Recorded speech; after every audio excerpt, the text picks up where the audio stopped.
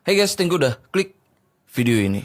Jadi aku mau ajak kalian bahas kasus ini, kasus yang sempat terjadi di Tarakan yang semuanya berawal dari hilangnya seorang wanita yang hilang di lingkungan gereja yang ada di sana. Setelah semuanya terungkap, ternyata nih ya, pelakunya yang sebagai anak pendeta udah melakukan hal yang benar-benar gila dan tega di gudang gereja ini. Sampai korbannya pun ditemukan di sebuah pembuangan sampah terbesar yang ada di kota Tarakan yang sempat menggemparkan seluruh masyarakat di sana nih karena saking seremnya soal apa yang udah dilakukan orang ini. Makanya nih kasus ini harus banget kita bahas di sini ya supaya bisa jadi pembelajaran untuk kita ke depannya. Dan semoga orang kayak gini jangan sampai ada di circle hidup kita karena emang serem banget. Oke lah, kayak gimana soal kisah dan kasusnya, langsung aja kita bahas sedetail mungkin yang aku bisa. Tapi kayak biasa, sebelum kita lanjut ya, kita ritual dulu. Jadi siapkan minuman dan cemilan kalian, siapkan juga posisi ternyaman menurut kalian kayak gimana. Jadi kalau udah nyaman, udah santuy, nah jadi soal kasus ini, yuk kita bahas.